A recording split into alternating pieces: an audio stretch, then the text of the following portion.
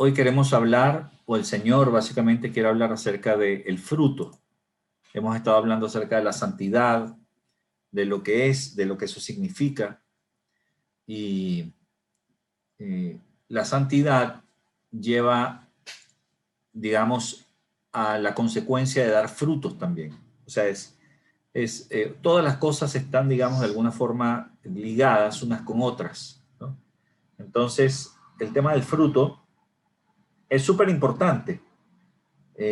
No es menor y es muy determinante también, porque es lo que nosotros podemos observar. Pero vamos a dejar que sea la palabra de Dios la que nos guíe, ¿no? en la predicación de hoy, de manera que podamos entender directamente del Señor. En Mateo 13, desde la segunda parte del versículo 3 al versículo 5, en realidad vamos a estar un par de láminas con Mateo 13, está la parábola del sembrador. Y es muy importante que podamos entender esta parábola porque, bueno, nos va a hablar de las diferentes condiciones en las que nosotros como seres humanos podemos estar. Dice, he aquí, el sembrador salió a sembrar, y mientras sembraba, parte de la semilla cayó junto al camino, y vinieron las aves y la comieron. Parte cayó en pedregales, donde no había mucha tierra, y brotó pronto porque no tenía profundidad de tierra. Pero salido el sol, se quemó porque no tenía raíz, se secó. Y parte cayó entre espinos, y los espinos crecieron y la ahogaron. Pero parte cayó en buena tierra, y dio fruto, cual a 100, cual a 60 y cual a 30 por uno. Entonces, nosotros podemos ver acá, en esta parábola, cómo este sembrador, regresando a la lámina anterior, salió a sembrar la semilla. Pero parte de esa semilla cayó junto al camino. Entonces, imagínate esto, ¿no? Imagínate que está alguien sembrando con su mano, sacando del saco de semillas, ¿no? Sacando y esparciendo las semillas por todo su terreno. Pero obviamente parte de la semilla cayó, dice, junto al camino. Y claro, vinieron las aves, ¿no? Y se la comieron, como sucede muchas veces. Parte de esa semilla también cayó en pedregales, donde hay piedras. Pero ahí no había mucha tierra. Entonces, claro, la semilla quedó, no se la comieron las aves, brotó pronto, ¿no? Incluso a veces más rápido, porque como queda encimita nada más, tú puedes ver rápidamente cómo brota de la semilla, empieza a brotar la raíz y la plantita, el tallo empieza a subir. Eso tú no lo ves cuando la semilla está enterrada, porque eso mismo ocurre, pero dentro de la tierra, y no la ves sino hasta que el tallo sale, emerge y tiene cierto tamaño. Pero esta semilla que está entre las piedras brotó, se da, uno lo nota pronto, ¿verdad? Brota pronto justamente, y Jesús lo explica, dice, porque no tenía profundidad de tierra. O sea, él te está dando aquí la explicación del por qué, obviamente. Pero salido el sol, dice, se quemó, porque no tenía raíz, y porque no tenía raíz, se secó. Claro, porque la raíz que no alcanzaba ninguna profundidad, estaba en el aire básicamente. Eso es como ustedes se acuerdan los experimentos de colegio, ¿verdad? Que se hacían con semillitas de frijol. Poníamos algodón en un frasquito y entonces podíamos ver el desarrollo de la plantita, ¿no? Cómo se iba desarrollando. Ese era un experimento que hacíamos en biología, recuerdo, y veíamos cómo iba creciendo la plantita y entonces uno hacía las observaciones.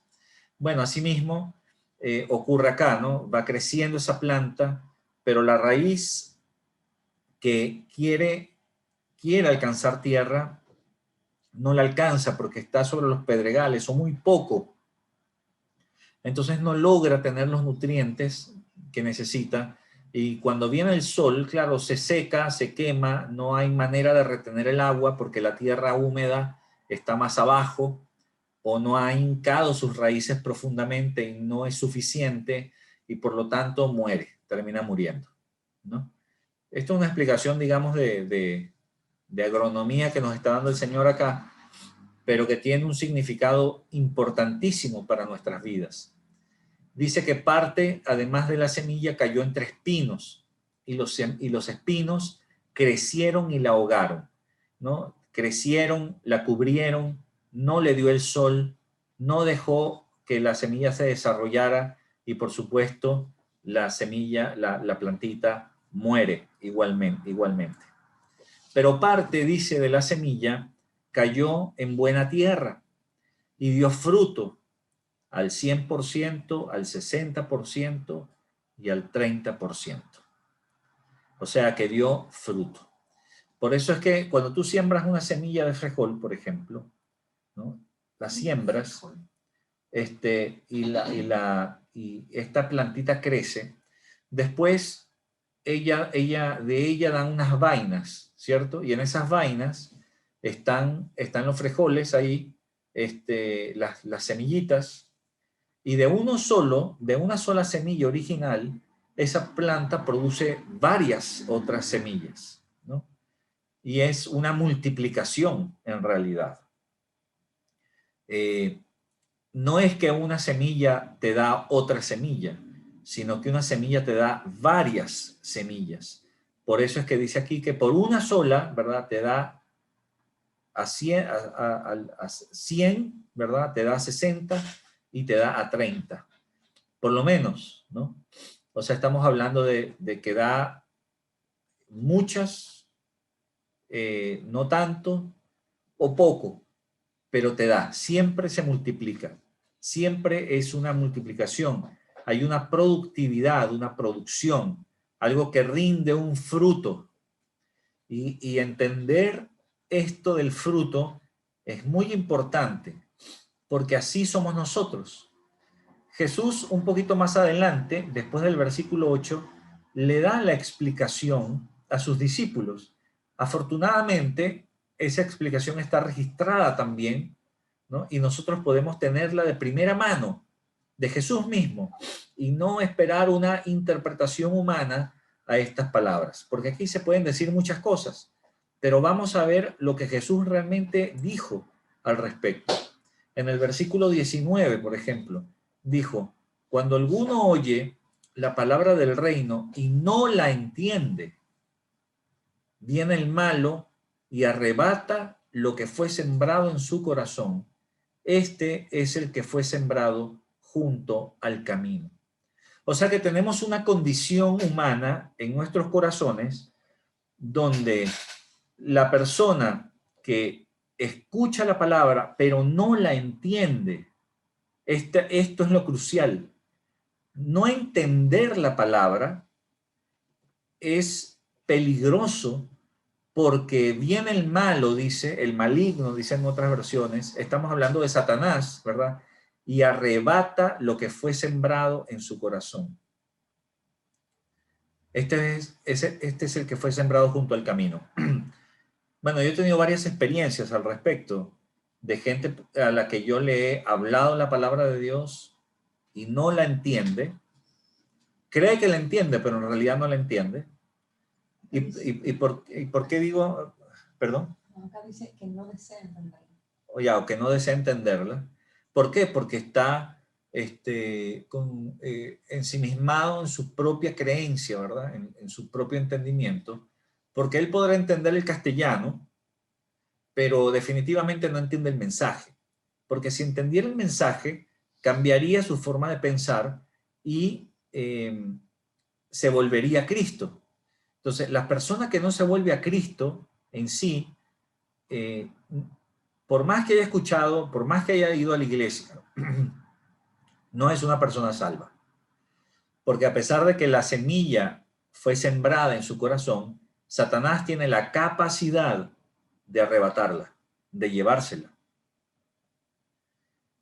Y por supuesto, hay gente que ha estado en la iglesia, ¿no? En Venezuela, muchos, por ejemplo, estuvieron en la iglesia o en iglesias en general, y después se apartan, después dejan de congregarse, ya no van más porque es mucho esfuerzo, porque hay que levantarse más temprano el domingo, en lugar de ver fútbol, ¿verdad? Y quedarme en pijama todo el día.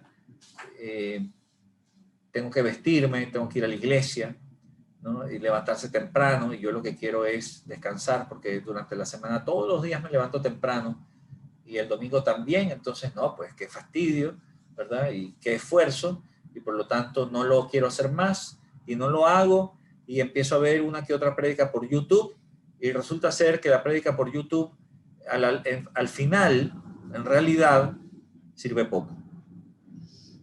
Sirve poco, ¿por qué? Porque Dios nos hizo seres sociales para que nos congreguemos. Bueno, ahora por la pandemia estamos, digamos, dispuestos así, pero esto es una cuestión temporal. Pero yo digo aquel que tiene la oportunidad de ir a la iglesia, de congregarse, de foguearse, de mantenerse encendido como un carbón al lado del otro, y no lo hace, ¿no?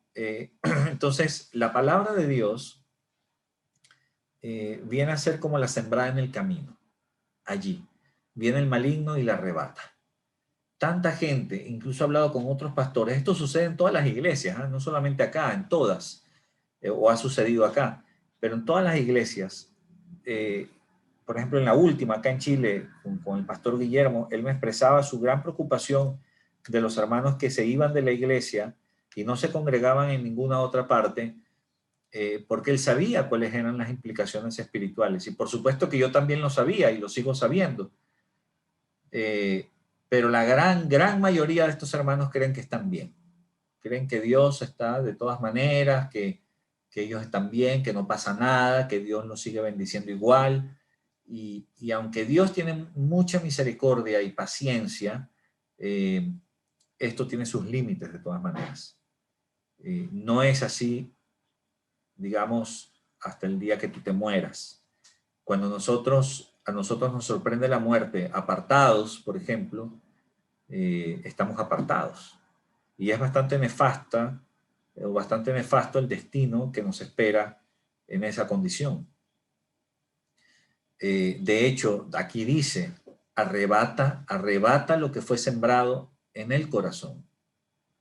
Después en el 20 dice, y el que fue sembrado en pedregales, ¿no? En las piedras, este es el que oye la palabra y al momento la recibe con gozo.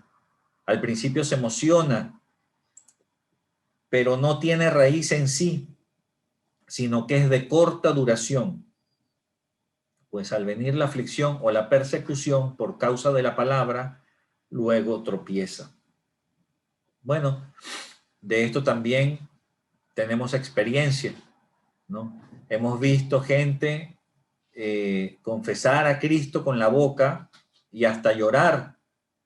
Y incluso me dice, wow, fue tocado por el Espíritu Santo, qué bueno, ¿no? En comparación con el otro hermano que tiene 2 años en la iglesia constante, pero no ha demostrado ninguna lagrimita, aunque sea, y derrama las lágrimas. ¿Qué va a hacer el Señor con él, verdad? Grandes cosas, y uno se deja llevar por las apariencias y no es así. Muchas veces la realidad es muy diferente. Porque Dios ve el corazón, pero nosotros vemos las apariencias. Entonces, muchas veces he visto gente que ha lagrimeado y todo, y gloria a Dios el primer día, después no viene más. ¿Por qué? Porque, bueno, por dificultades, porque como dije, bueno, en este caso, por ejemplo, por aflicciones o por persecución por causa de la palabra. Ah, ya te labraron el cerebro, ya fuiste para allá, ahora viene incluso con los ojos rojos, ya te perdimos, ahora te vamos a decir, no sé, anticuado, lo que sea, ¿verdad? Y entonces la persona se endurece y por supuesto ya no quiere regresar, ya no quiere ir más, a pesar de que tú la viste con una actitud muy diferente. Simplemente la persona no quiere ir más. Y ha pasado, y seguirá pasando, queridos, porque es parte de la condición humana. Entonces, estos que tienen corta duración, que al principio sí, Señor, ¿verdad? Y se gozan, en realidad nosotros no podemos dar por sentadas las cosas cuando las vemos, ahí nada más, sino que tenemos que esperar el tiempo de la madurez. Recién se sembró una semilla, ¿no? Y hay que ver en el tiempo cómo se comporta la persona. Justamente tenemos que ver el fruto que da eso, y si ese fruto es de perseverar, y ya vamos a ver un poco lo que significa ese fruto, entonces va bien. Pero si esa persona al cabo de un tiempo ya no se congrega, ya no le interesa, se burlaron de ella, y entonces prefiere su reputación, su imagen, antes que la palabra de Dios, entonces esta persona se aparta y pierde lo que se le sembró. En el versículo 22 dice: el que fue sembrado entre espinos, este es el que oye la palabra, pero el afán de este siglo y el engaño de las riquezas ahogan la palabra y se hace infructuosa. Entonces también he visto gente que se emociona, ¿no? Al recibir la palabra, pero sale de la iglesia y lo único que piensa es en plata, plata, plata, plata, ganar dinero, ganar dinero. Gente que lo único que piensa es en cómo la hace, ¿verdad? De qué manera lo hace. Básicamente no le importa ni cómo lo hace, porque el fin justifica los medios, porque tengo que lograr mis metas, por ejemplo, ¿no? En Venezuela, por ejemplo, es muy, muy común que la gente piense, no sé, por decirte, en tener una casa propia, ¿no? Y yo entiendo lo de la casa propia, pero realmente es muy, muy, muy común el afán que hay por tener una casa desde que son súper jóvenes. Entonces, ese afán, yo lo vi siempre como un afán, ¿no? De mi casa, no, porque voy a hacerlo, y donde sea, así sea un rancho encima del rancho de mi mamá, yo construyo un cuarto, porque así era, yo me acuerdo, por lo menos la gente que me tocó,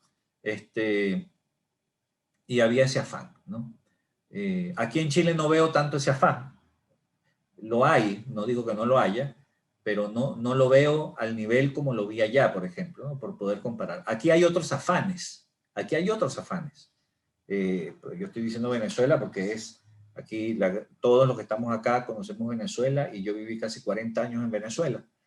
Pero de acá de Chile también, obviamente, en Perú lo mismo. Y cada persona tiene su propio afán, ¿no? Afán, porque en realidad el afán de hacer riquezas es global, no le pertenece a un país, sino es global. Entonces, ese afán de querer, de lograrlo, ¿verdad? De que el fin justifica los medios, hace que yo me desvíe por completo, y entonces me, me ahoga la palabra que yo haya podido haber recibido, ¿no? La ahoga. Dice que se hace infructuoso, o sea, no hay fruto, básicamente. No hay fruto. Entonces nosotros tenemos que ir viendo cuáles son estas condiciones humanas. Jesús las abarcó todas en realidad. Y después dice aquí: pero el que fue sembrado en buena tierra, este es el que oye y entiende la palabra. Oye y entiende. Es importantísimo entender. Y da fruto, obviamente que da fruto. Si no está dando fruto, es porque no está entendiendo. Es básicamente esa es la regla. No hay fruto es porque no entiende. Hay mucha gente que me ha dicho: no, pero es que sí entiendo, ya ahora entendí, no sé qué, y sigue sin haber fruto. Yo mismo he pasado por eso, de entender, pero es que uno entiende también, uno entiende el español, uno entiende el castellano, pero tiene que bajar la palabra, no tiene que quedarse en el intelecto, sino que tiene que bajar al corazón y hacerse revelación en el corazón para que pueda haber fruto. De manera intelectual no vamos a dar fruto, sino que tiene que creerse en el corazón. Cuando yo asimilo la palabra, es porque realmente la entendí, ¿no? Esa es la verdad. Entonces, y de esa manera nosotros somos fructíferos al 100%, al 60% y al 30%. ¿Qué quiere decir eso? Bueno, que empiezo a dar fruto, ¿no? ¿Y qué fruto doy? Bueno, eso es lo que queremos ver ahora en lo que sigue del mensaje de hoy, ¿verdad? Que el Señor quiere que nosotros entendamos. Todos nosotros, yo también, no crean que yo no estoy exento para nada, igual que ustedes. Así que vamos a aprender a qué se refiere este fruto, ¿verdad? ¿Qué es este fruto? ¿Verdad? ¿Y cómo hacemos para dar este fruto? Lo primero que tenemos ahorita en mente, el primer dato que tenemos es que debemos entender la palabra, pero para entender la palabra, no, la palabra, el verbo entender no se refiere únicamente a una acción intelectual, sino que se refiere a creer la palabra, a entenderla obviamente intelectualmente, pero al mismo tiempo la creo y tengo el anhelo de ejecutarla. A eso se refiere. Y de esa manera podemos dar fruto. ¿Cuáles son los frutos? Bueno, fíjate que en Gálatas 5, versículo 22 al 26, tenemos que el fruto del Espíritu es amor, gozo, paz, paciencia, benignidad, bondad, fe, mansedumbre y templanza. Son 9 características que componen el fruto del Espíritu Santo. No son los frutos, sino que es un solo fruto que tiene 9 componentes. Es decir que, no sé, el limón tiene vitamina C y tiene ciertos minerales y tiene algunas, bueno, eso es como decir, esos componentes, ¿no? Que son los que, digamos, componen, valga la redundancia, el fruto del Espíritu. Amor, gozo, paz, paciencia, benignidad, bondad, fe, mansedumbre, templanza. Entonces, queridos, estos son las componentes del fruto del Espíritu, ¿no? Y dice la palabra de Dios que contra tales cosas no hay ley. Ese amor, por ejemplo, tampoco se refiere al amor que nosotros sentamos o sentimos en nuestros corazones, en el que sentimos por nuestra familia, por nuestra esposa, por nuestros hijos. No, va más allá. Es el amor de Dios porque es fruto del Espíritu, no es fruto humano, porque el amor que el ser humano puede sentir es un fruto natural, digamos, es un fruto que está en nosotros, es una condición o un sentimiento que está en nosotros. Pero este amor al que se refiere acá es el amor ágape, que es fruto del Espíritu y solo viene a través del Espíritu. Ahí obtenemos ese gozo. Es solo, ese amor. Es solo a través del Espíritu que podemos tener el gozo, ¿no? Que es esta especie de alegría espiritual o interna o de bienestar interno que no depende de las circunstancias externas, sino que depende del Espíritu, donde tú sabes que Dios está contigo a pesar de las circunstancias. Y eso hace que tú, de todas maneras, aunque estés pasando lo que estés pasando, tú puedes estar tranquilo y seguro y descansar en el Padre. A eso se refiere con ese gozo. Después el paz se refiere justamente con tranquilidad, con descanso, no con agitación, sino algo más reposado, si se quiere, ¿no? Estás en paz. Paciencia tiene que ver con la perseverancia, tiene que ver con el seguir, y sigo buscando del Señor, y sigo conociendo del Señor, sigo aprendiendo de Él, sigo siendo transformado, lo hago con paciencia, con perseverancia. Después la benignidad, que por supuesto es esta condición de hacerle bien a los demás. La bondad tiene que ver con la condición interna de, de, de Dios, digamos, adentro de nosotros, porque Dios es bondadoso. Y nosotros empezamos a tener esa componente del fruto del Espíritu cuando nosotros nos sometemos al Espíritu. Después viene la fe también. La fe viene del Señor. No, toda la fe, digamos, humana está equivocada, errada. La gente pone la fe en los políticos, la gente pone la fe en la gente, pone fe en las cosas. Tengo fe en que eso va a suceder. Tengo fe en mis capacidades. Bueno, esas son fe falsas, como lo llama la Biblia. La única fe verdadera es la fe puesta en el Señor, donde yo pongo mi mirada en el Señor y donde le creo a Él, que Él va a cumplir con lo que dijo que iba a cumplir. La mansedumbre tiene que ver con la condición de manso, de no ser violento, de ser tranquilo, apaciguado. Y la templanza tiene que ver con el dominio propio, con una especie de autocontrol, ¿verdad? Pero es un autocontrol que no es un autocontrol, digamos, fuerza de voluntad, ¿ya? No es fuerza de voluntad, sino es un dominio propio espiritual, que viene del espíritu. Y ese dominio propio es importantísimo porque es el que hace que no peques, ¿no? Es el que hace que antes yo hacía esto y ahora tengo el tiempo de decidir si lo hago o no. Ahora el dominio propio me frena y se me prende la alarma y dice, epa, esto está mal. Entonces, contra tales cosas no hay ley. Pero los que son de Cristo, dice, han crucificado la carne con sus pasiones y deseos.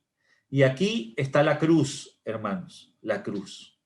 No nuestra cruz, sino la cruz de Cristo, donde nosotros fuimos crucificados en esa misma cruz hace 2000 años también, porque como he explicado ya varias veces, aunque nosotros no existíamos en ese momento, a la hora de recibir a Cristo como nuestro Señor, como nuestro amo, reconocerlo como nuestro nuevo dueño, entonces, en ese momento, es como que, como que Dios hiciera un contrato conmigo y ese contrato dijera que la sentencia de muerte que fue para Cristo también es válida para mí. Y entonces, aunque yo físicamente no pasé por la cruz, hay algo que me dice que yo pasé por esa cruz. Impresionante, ¿no? Él murió por mí. Eso es, o sea, es una frase que está bastante trillada, pero que nosotros tenemos que internalizarla. Cristo murió por ti. Cristo murió por mí, por nosotros. Quiere decir eso, que la sentencia de muerte que estaba en tu contra ya fue ejecutada por otro. Esto es muy importante que lo entendamos. ¿Por qué es tan importante? Porque cuando yo entiendo eso, yo puedo vivir una vida de gratitud ante lo que Jesús hizo. Y por lo tanto, yo me voy a interesar en buscarlo más para conocerlo más, para amarle más y obedecerle más. En el 25 dice, si vivimos por el Espíritu, andemos también por el Espíritu. O sea, por el Espíritu Santo vivimos. Bueno, entonces también andemos por el mismo Espíritu.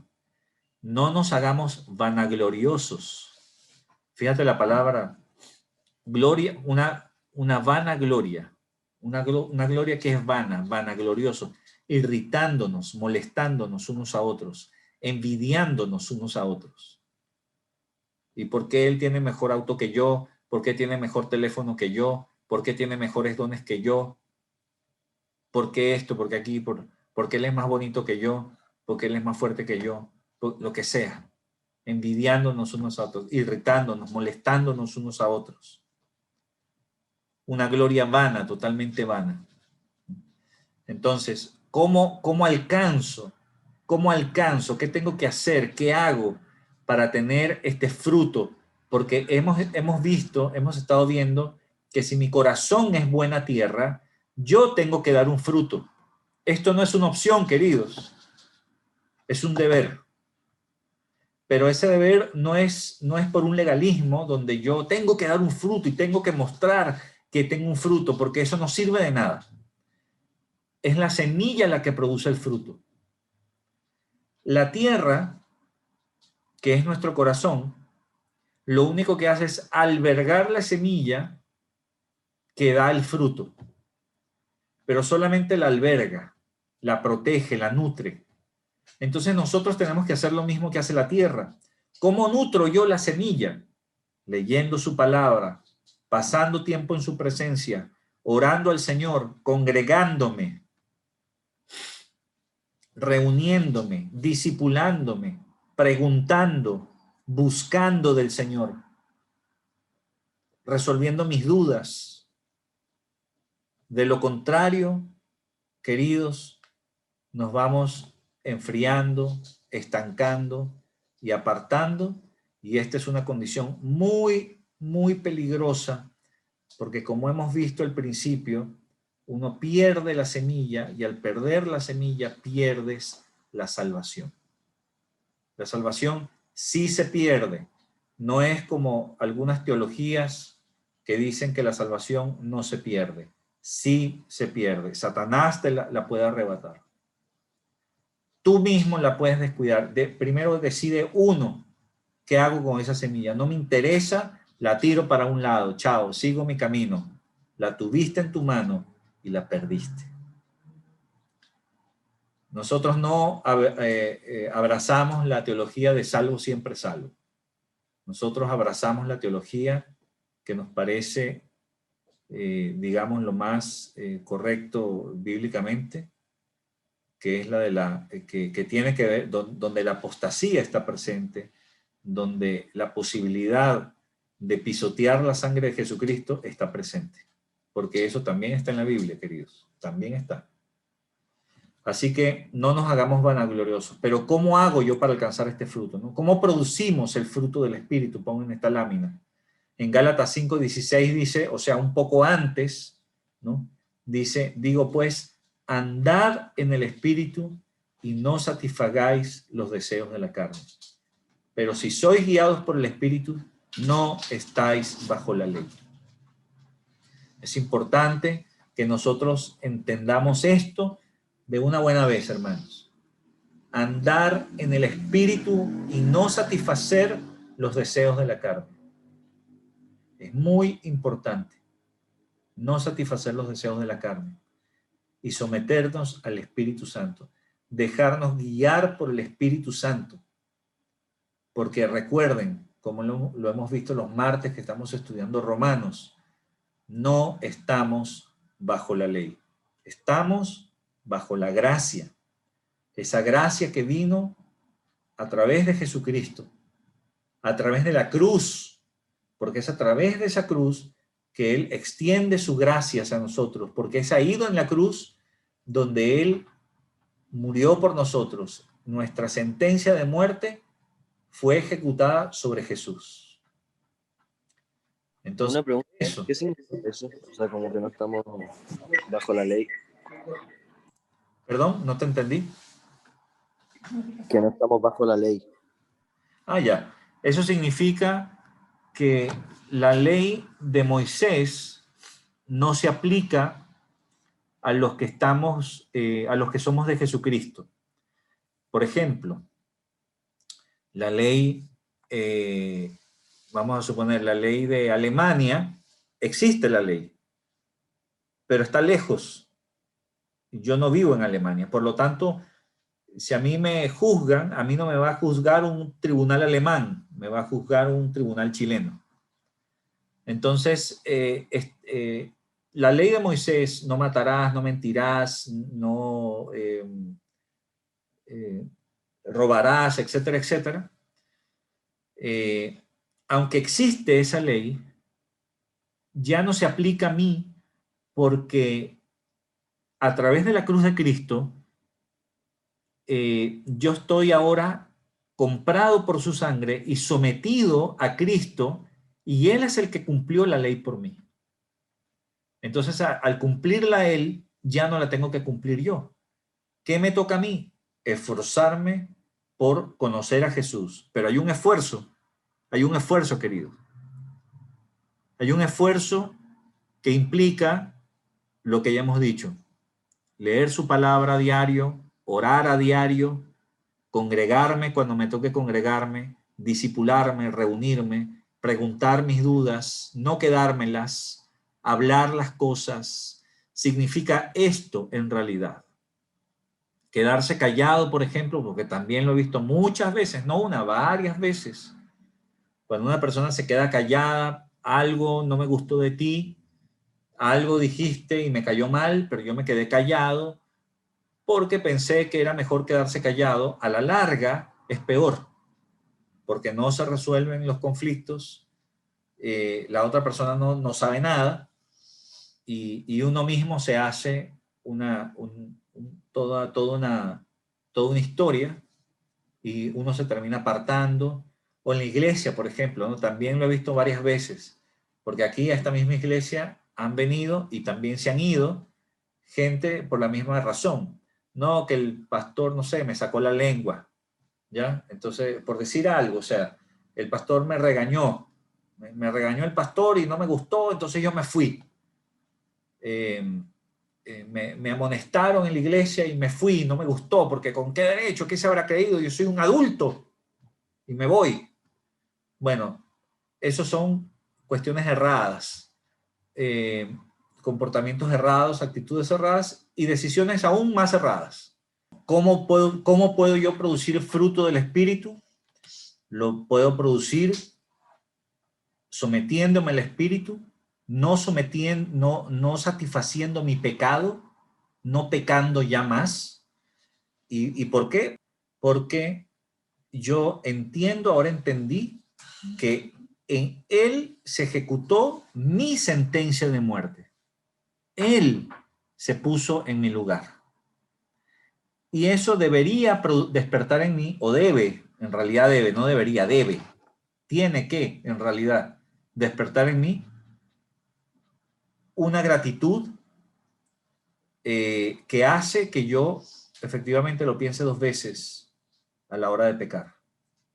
Porque voy a cometer el mismo crimen por el cual yo fui condenado, y que Jesús vino justamente a morir por mí, a sufrir mi condena. Yo voy a seguir en lo mismo.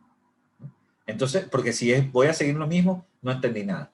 Entonces, si no entendí nada, ahí estoy como la palabra que cayó entre las piedras, la palabra que cayó junto al camino. No entendí, simplemente.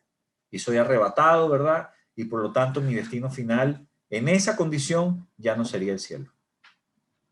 Así que seguimos. En el Salmo 1, por ejemplo, en el Salmo 1, importante también, versículo 1 dice: bienaventurado el varón que no anduvo en consejo de malos, ni estuvo en camino de pecadores, ni en silla de escarnecedores se ha sentado, sino que en la ley de Jehová está su delicia, y en su ley medita de día y de noche. Será como árbol plantado junto a corrientes de aguas, que da su fruto a su tiempo y su hoja no cae, y todo lo que hace prosperará. Esto es un principio, no es la ley, sino es un principio justamente. Bienaventurado, fíjate, el varón que no anduvo en consejo de malos, ni estuvo en camino de pecadores, ni en silla de escarnecedores se ha sentado. Es decir, que este varón estuvo, o esta persona estuvo apartada del mal, justamente no sometiéndose a su carne, sino sometiéndose al espíritu. En contraposición a eso, ¿no? A andar pecando, más bien él se deleita en la ley de Jehová, se deleita en la palabra, básicamente, no en la ley, sino en la palabra, en la ley también, porque es parte de la palabra, pero se deleita. ya sabe además que esa ley fue cumplida por él o por ella. Ya alguien, que es Jesús, cumplió esa ley por ti. Y por lo tanto, tú te puedes deleitar ahora en la ley, te puedes deleitar en su palabra y ya no consigues condenación ahí, sino que ya tú sabes que tú estás por encima de esa ley. Y por eso es que además puedes meditar en ella de día y de noche. Y esto es una meditación constante. Constantemente podemos meditar en la palabra de Dios. Pastor, pero Oscar, ¿cómo puedo meditar en la palabra de Dios si yo estudio, si yo trabajo y necesito concentrarme en lo que hago? Pero por supuesto, yo también necesito concentrarme en lo que hago. Dios quiere que me concentre en lo que hago también. Pero yo lo que necesito es meditar en la palabra de Dios a cada instante. Por ejemplo, es que es constante, es una mezcla, querido. Por ejemplo, yo muchas veces cuando estoy haciendo un documento de ingeniería o estoy calculando algo, muchas veces mi pensamiento va hacia Dios y le dice, Señor, esto no entiendo bien, yo supongo que esto lo tengo que hacer acá, tengo que asumir esto, pero dime cómo, Señor, tú sabes, porque tú, ¿qué valor tomo este o este? ¿Cuál será el real, este o este? Y el Señor me va guiando. Meto a Dios en mi trabajo, es lo que quiero decir. Tal vez no al 100%, a mí también me falta. ¿Sí? Yo con esto no quiero decir que yo estoy impecable, no, ojo, pero trato de hacerlo y voy amalgamando, ¿verdad? La palabra de Dios con mi trabajo, por ejemplo. Tú también puedes hacerlo con tus estudios, con tu trabajo, en lo que hagas. Practica la presencia de Dios. Dios está contigo. Practicar la presencia de Dios quiere decir que tomes conciencia que Él está ahí y le hables, ¿sí? Mentalmente o en voz alta si quieres, le hables porque Él está ahí y puedes tener una interacción. Él está contigo estudiando, Él está contigo trabajando, es tu compañero de clases, tu compañero de trabajo. Es como que estuviera allí codo a codo contigo, pendiente. ¿Qué estás haciendo? El que te dice, no, mira, no metas ese número ahí, mételo de esta manera. O no, ahí te estás equivocando. Hazlo así, hazlo así. Y ahí tú vas además incorporando a Dios en tu palabra, en tu vida, perdón. Y aparte de eso, cuando tú tengas un tiempo donde ya no necesites tanta concentración, tú puedes meditar, recordar, ya, yo escuché, ¿verdad? O leí en la Biblia esto, será aquello, Señor, dime qué significa, revélame qué es esto, Señor, ¿verdad? Ayúdame aquí, no entiendo esto, y Él te va revelando. Esa es la meditación en la palabra de Dios. Entonces es importante. El que hace esto, queridos, es como el árbol, como dice en el versículo 3, que está plantado junto a corrientes de aguas, que da su fruto a su tiempo y su hoja no cae.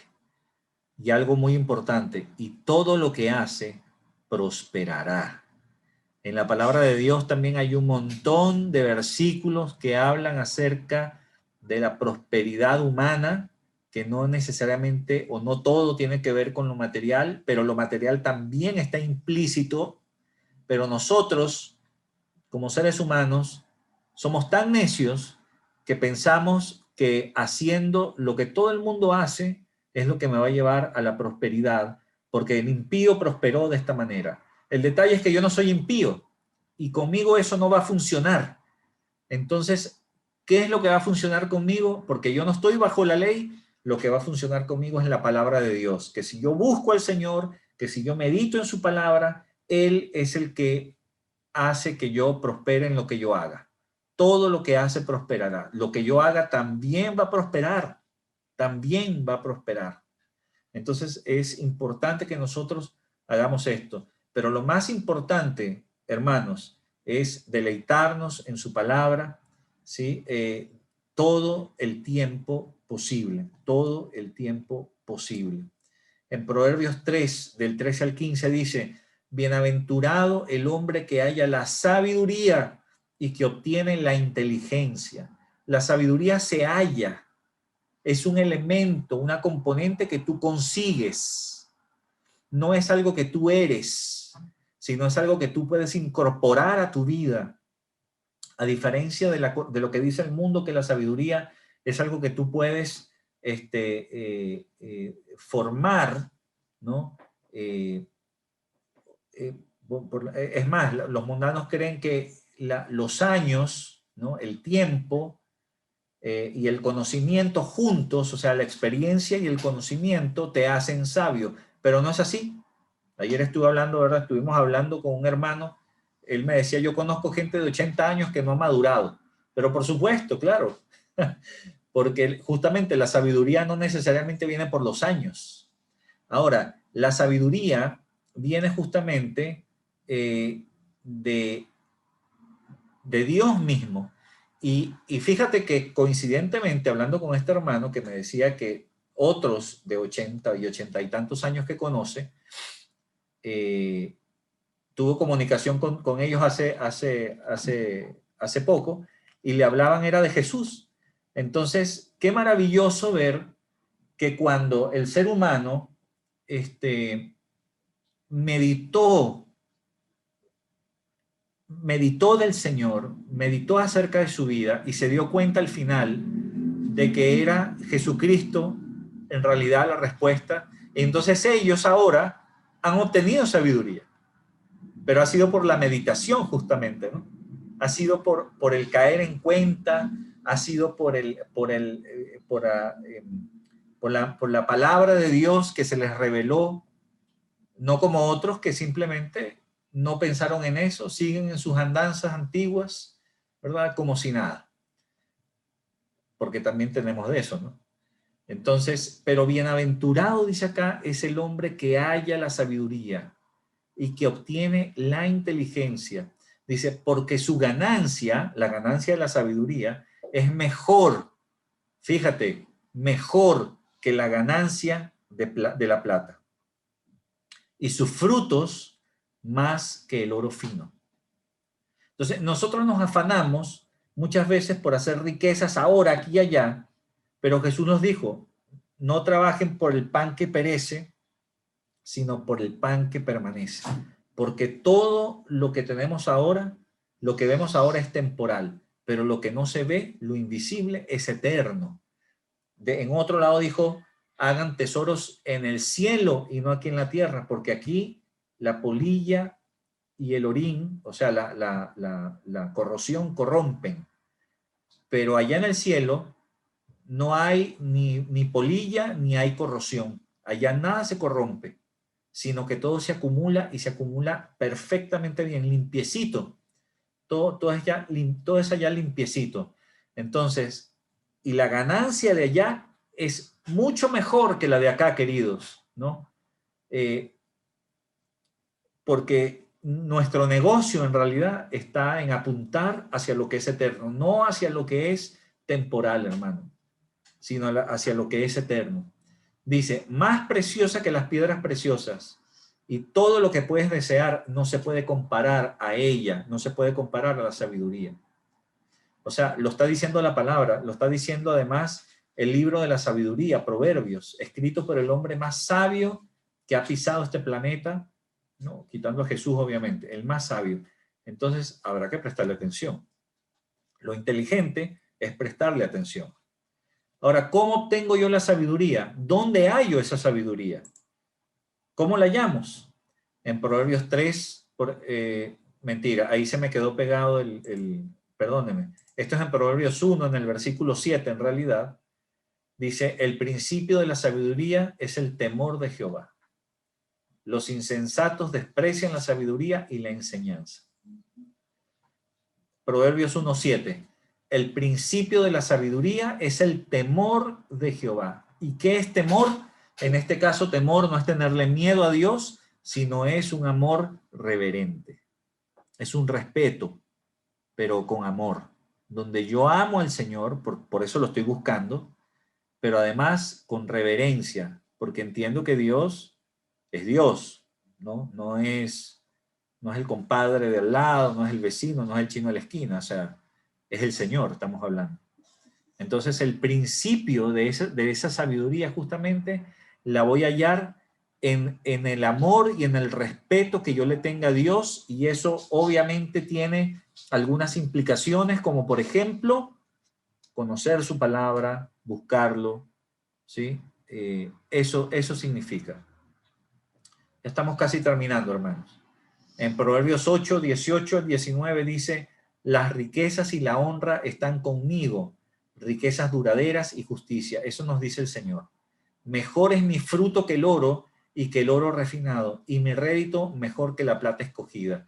Es decir, mejor, mucho mejor que la riqueza de dinero, de dólares, de euros, de bitcoins, de lo que tú quieras, es la sabiduría y el fruto del Señor. Es mucho mejor. Finalmente, en Mateo 3:10 dice, porque esto también tenemos que saberlo, dice lo siguiente: y ya también el hacha está puesta a la raíz de los árboles. Por tanto, todo árbol que no da buen fruto es cortado y echado en el fuego. ¿Por qué puse este versículo acá? Porque todo tiene sus límites, hermanos. Y nosotros tenemos que empezar a evaluarnos. Mi corazón tiene piedras, está al costado del camino, hay espinas, es decir, soy yo de los que me paso buscando trabajar para enriquecerme, soy de aquellos que buscan riquezas, soy de aquellos que no soporto que me digan algo acerca de Cristo, es decir, anticuado, lavado el cerebro, bueno, y hoy en día dicen un montón de cosas más, homofóbico, porque ahora los cristianos somos homofóbicos, somos antiprogreso, somos, bueno, somos cualquier cosa, ¿no? Pero no soporto eso, y por lo tanto soy un cristiano a la secreta, y el cristiano a la secreta finalmente termina apartado, ¿no? ¿Dónde estoy yo? ¿Qué estoy haciendo? ¿O soy buena tierra en realidad? Soy tierra donde se está sembrando y donde está creciendo la planta, y empiezo a dar frutos. ¿Y qué frutos empiezo a dar? Frutos de amor, gozo, paz, paciencia, benignidad. ¿Te acuerdas Gálatas 5? Estos son los primeros frutos que se tienen que empezar a dar en mi vida.